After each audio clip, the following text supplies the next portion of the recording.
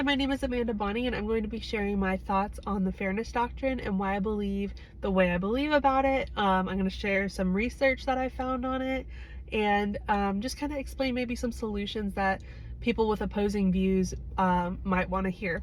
So to start, I do believe that the fairness doctrine is something that should be in place. I think with today's media and the political issues at hand, there should be a fair balance of opinions, hearing either side on controversial issues, political issues, what have you. I believe that there should be a fair balance of opinions so people can understand it better and hear both sides.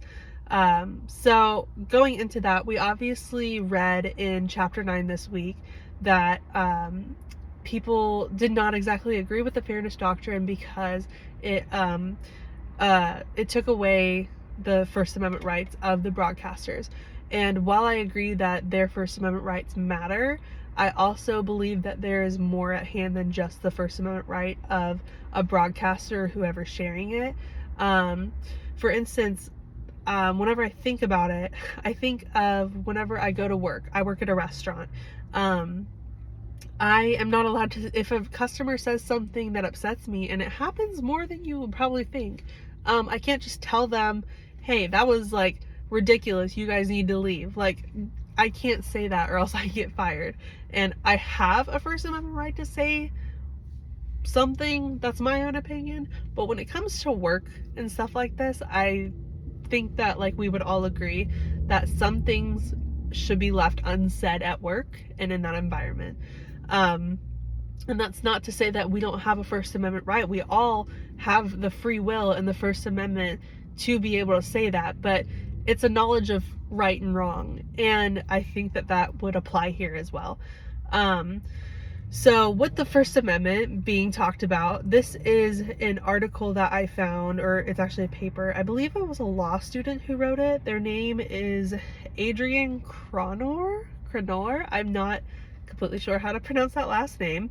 But they wrote a really, really good paper on the fairness doctrine. And this is just part of it. And it says, the fairness doctrine has been both defended and opposed on First Amendment grounds. Backers of the doctrine claim that listeners have the right to hear all sides of controversial issues. They believe that broadcasters, if left alone, would resort to partisan coverage of such issues. They base this claim upon the early history of radio.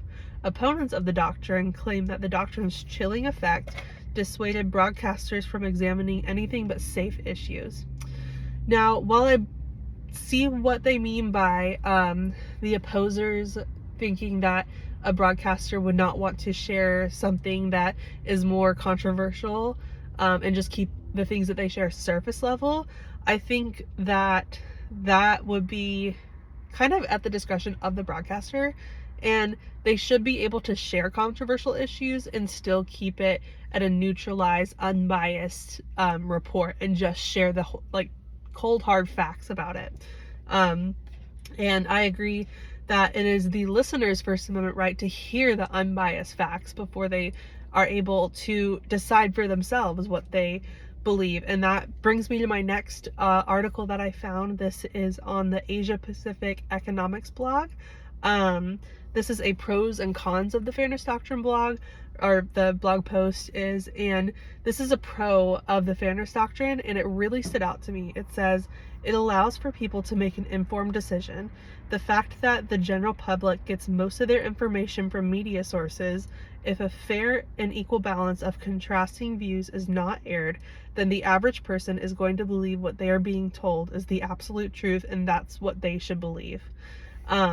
So I think of Fox News and CNN. These are two completely different news stations. I'm sure that many of us know about it. Fox News leans more right, more conservative, while CNN leans left and a little bit more liberal. So depending on their views, most people just choose whatever side they lean on.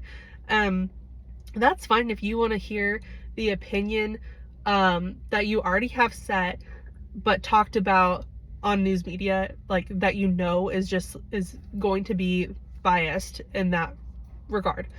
But the fact that we are getting the information on these important topics in our society from these stations and from this like media, I believe it's important that we have that unbiased, because we should be able to form an opinion without the bias. So that's why I believe the way I believe.